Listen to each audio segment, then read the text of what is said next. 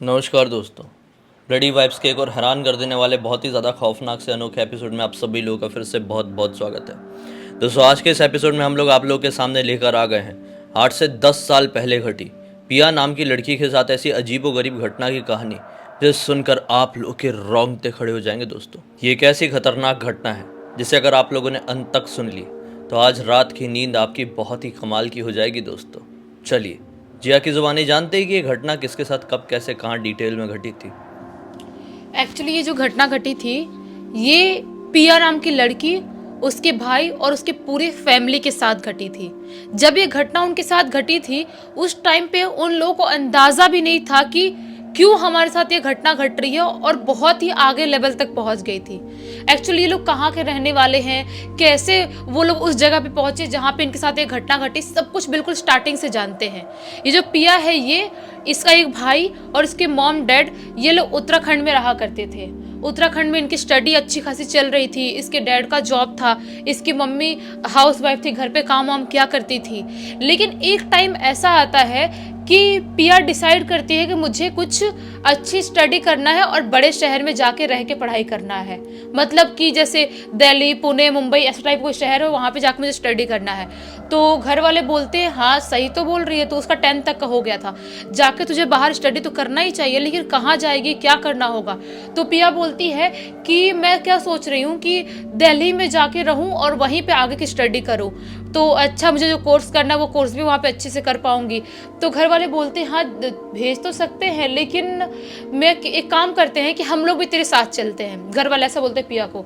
तो बोलती है ठीक है, आप लोग भी चल रहे हो तो कोई प्रॉब्लम नहीं है, वैसे भी साथ में रह लेंगे तो कॉलेज आना जाना भी बहुत ईजी हो जाएगा, हॉस्टल में नहीं रहना पड़ेगा या कोई रूम रेंट पे लेके नहीं रहना पड़ेगा। तो इसके डैड डिसाइड करते हैं कि दिल्ली में इसके डैड के बड़े भाई रहा करते थे और उनकी वाइफ, इनका जो घर था ना दिल्ली में, बहुत पुराना बंगलो टाइप का घर था जो इसके दादाजी ने खरीदे थे, दिल्ली में पुराने टाइम पे खरीदे थे।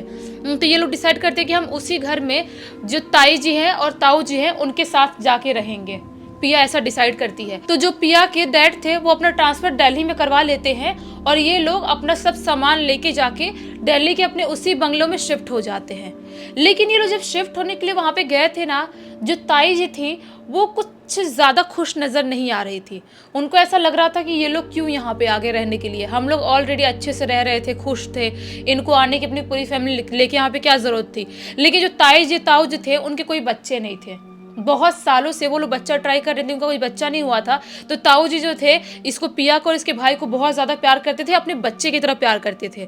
जब पिया बहुत छोटी थी ना, जब ये अपने उत्तराखंड में रहा करती थी, उस टाइम पे वो ताऊ जी के साथ ही मतलब रहा करती, सोना खाना उठना सब कुछ ताऊ जी के साथ ही करती थी, उसको बहुत प्यार करते थे। तो ताऊ जी खुश होते हैं, लेकिन ताई जी बिल्कुल भी खुश नहीं होती है।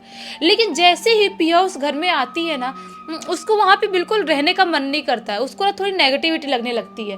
ऐसा लगता है कि यार इस घर में ना पॉजिटिविटी नहीं है और कुछ ना कुछ तो प्रॉब्लम है इस घर में अपन क्यों आए रहने के लिए, ऐसा सोचने लगती है। अपनी मम्मी को बोलती भी है कि इस घर में हम लोग क्यों आए रहने के लिए, कोई और घर रेंट पे लेके भी तो रह सकते थे ना। तो मम्मी बोलती है क्यों रेंट पे रहेंगे, जब अपना घर है, इतना बड़ा बंगलो है, तो क्यों रहना रेंट पे, अपन यहाँ पे आराम से रहेंगे। तो ज़्यादा मत सोच, अपने स्टडी के बारे में सोच और कौन से कॉलेज एडमिशन लेना है, क्या करना है, वो सब सोच। तो पिया ऐसा ही करती है, ज़्यादा माइंड नहीं करती है। दूसरे दिन जाती है वहीं पे दिल्ली में एक अच्छा कॉलेज देखती है और वहाँ पे एडमिशन ले लेती है। उसका भाई भी अपना स्कूल में एडमिशन ले लेता है, उसका भाई छोटा भाई था। ये दोनों पढ़ने लिखने में बहुत अच्छे थे, बहुत स्कॉलर थे।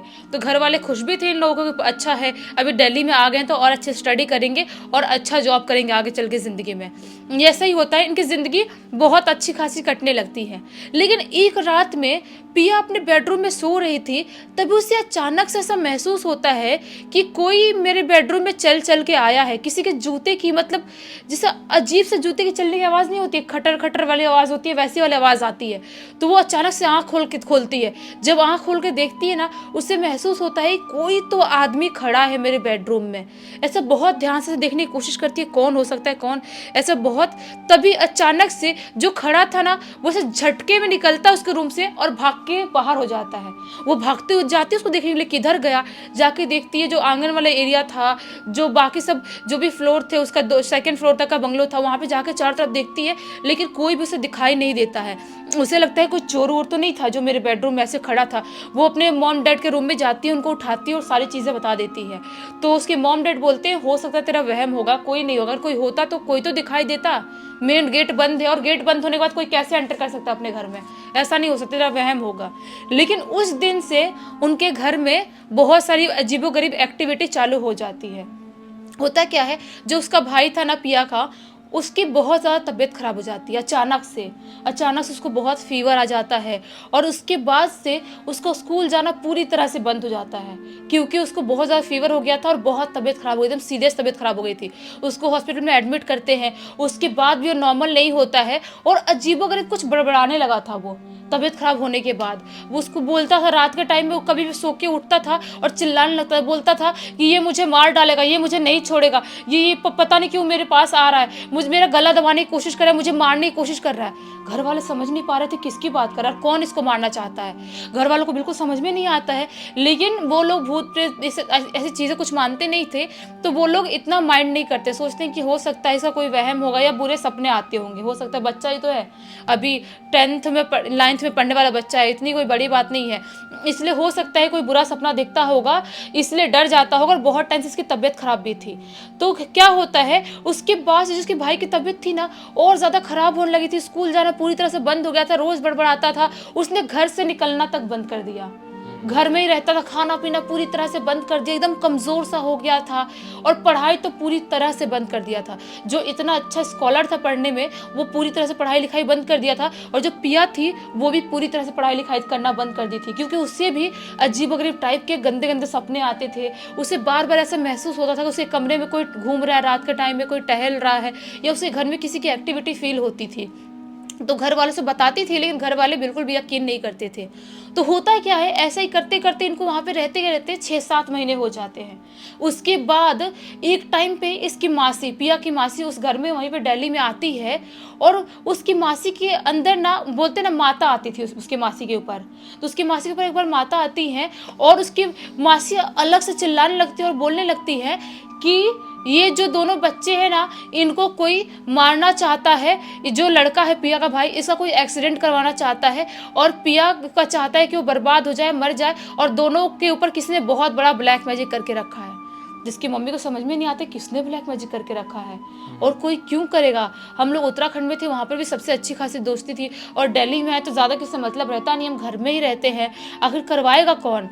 तो फिर तभी अचानक से चिल्लाते चिल्लाते उसकी मौसी बोलती है, ताई जी ने कराई है इन लोगों के ऊपर ब्लैक मैजिक।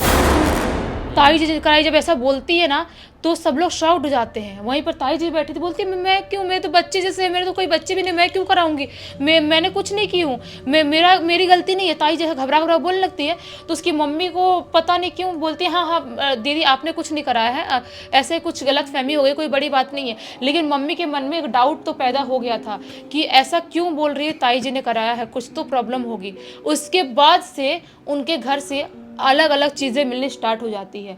एक बार ऐसे ही पिया का कुछ क्लिप होता है ना बाल में लगाने वाला, वो उसकी ऐसे लगा रही थी, बाल में गिरता है और उठाने के लिए जैसे झुकती है ना, तो बेड के नीचे उसे कुछ दिखाई देता है, बेड के नीचे दिखाई देता, सोचती है ये क्या दिखाई दे रहा है। वो एक डंडा लाती है, उसे निकालने की कोशिश करती है, तो वहाँ पे उसे इतना बड़ा हड्डी दिखाई देता है, और हड्डी में लगा हुआ है खून, हड्डी में खून लगा हुआ है, और ऐसा लग रहा है सिंदूर भी किसी ने ऐसे ऐसे लंबा लंबा निशान लगाया सिंदूर का, और पूरा उसमें खून टाइप, ऐसा लग रहा है ताज़ा किसी जानवर की हड्डी है। ऐसी दिखाई देती है पिया को, अपने बेड के नीचे से बहुत ज़ोर से चिल्लाती है, डर जाती है, अपनी मम्मी को बुलाती है। उसकी मम्मी आके देखती तो बोलती है ये क्या है। उसके बाद से उनके घर पे अजीबोगरीब चीज़ें मिलनी और स्टार्ट हो जाती है। ऐसा ही उसकी मम्मी के जो ड्रेसिंग टेबल था, ड्रेसिंग टेबल के अंदर से कुछ ऐसा एक कागज़ सा मिलता है, कागज़ के अंदर एक नींबू था, इतना बड़ा बाल का गुच्छा, और उसमें नींबू लगा हुआ, नींबू में सिंदूर लगा हुआ, ऐसी चीज़ें उनके घर से मिलने लगती हैं। अभी मम्मी को पूरी तरह समझ में आ गया था कि ये तो ब्लैक मैजिक करवाया गया है, और हो ना हो इस ताई जी ने ही करवाया है, ऐसा हो सकता है। तो होता क्या है कि ये सब कुछ होते होते सपने आते आते बहुत ज़्यादा टाइम हो जाता है इनको। ये लोग सोचते हैं कि अगर हम लोग यहीं पे रहे, ऐसे ही इनके साथ रहे और ऐसी चीज़ें बढ़ती रही, तो ज़िंदगी में सब कुछ हम लोग बर्बाद हो जाएंगे, हमारे बच्चे पढ़ लिख भी नहीं पाएंगे। तो वो लोग वहाँ से घर छोड़ देते हैं, कहीं और जाके शिफ्ट हो जाते हैं। और किसी बाबा के पास भी गए थे, उत्तराखंड में आके किसी बाबा के पास गए थे और दिखाए थे, बाबा ने उनको कुछ ताबीज़ वाबीज़ दिए थे। और उसके बाद से जाके दूसरे घर में जब शिफ्ट हुए वो लोग, तब से 5-6 महीने लगे सब कुछ चीज़ों से उभरने में। और तब से लेके अभी तक उनकी ज़िंदगी में सब कुछ बिल्कुल नॉर्मल है और ठीक हो चुका है। और अभी इतने साल हो गए, 10 साल हो गए हैं। और अभी जो भाई है ना पिया का, वो एक क्रिमिनल लॉयर बन चुका है और वो भी एक बड़ी सी कंपनी में जॉब कर रही है। अभी उनकी ज़िंदगी में सब कुछ बिल्कुल नॉर्मल है। इस तरह की घटनाएं सुनकर ऐसा लगता है कि लोग प्रॉपर्टी के लिए, घरों के लिए कैसे अपने परिवार वालों के साथ ही इस तरह की चीजें कर देते हैं। वही तो, मतलब सोचो ताई जी ने ही ऐसा किया था कि बच्चों यहाँ पे क्यों रह रहे हैं, या ये मेरे बच्चे नहीं है तो इन लोगों को बर्बाद करने के लिए सोचो। इसको एक तरीके से वूडू मैजिक से जोड़ा जा सकता है, जो कि बहुत ही खतरनाक होता है और जानलेवा भी साबित हो सकता है। इस तरह के केवल 1-2 केसेस सुनने को नहीं मिलते हैं, बल्कि आए दिन प्रॉपर्टी के चक्कर में, घरों के चक्कर में बहुत सारे लोग ऐसे ऐसे कांड करते हैं अपने ही घर वालों के साथ, अपने ही रिश्तेदारों के साथ। क्या बताएं, उनकी घटनाएं सुनाने बैठे तो ना जाने कितने दिन बीत जाए। खैर, उम्मीद करते हैं कि इस घटना के जरिए आप सभी लोगों को एक अलग तरह का मनोरंजन और साथ ही साथ उससे ज़्यादा इम्पोर्टेंट एक अलग सी सीख मिली होगी। क्या सीख मिली है कमेंट सेक्शन में ज़रूर बताइए। अब तक इस वीडियो को देख लिए तो लाइक ज़रूर कर देना, चैनल को सब्सक्राइब करके बेल आइकन दबा के ऑल के ऑप्शन में क्लिक करना, क्योंकि इसी तरह के हैरान कर देने वाले खौफनाक वीडियोस आप लोग के सामने डेली लेके आते रहते हैं। इंस्टाग्राम की लिंक इस वीडियो के डिस्क्रिप्शन बॉक्स में मिल जाए, क्लिक करके डायरेक्टली वहाँ पर पहुँच जाना। और इसी तरह की कोई भी कहानी, टॉपिक या जानकारी आप लोग के पास भी है तो लिंक भेजना, हो सकता है हमारा अगला वीडियो आप लोग के हिसाब से ही बन रहा हो। तो चलिए कल फिर से मिलते हैं, तब तक के लिए बहुत बहुत धन्यवाद। आप लोगों का दिन शुभ हो।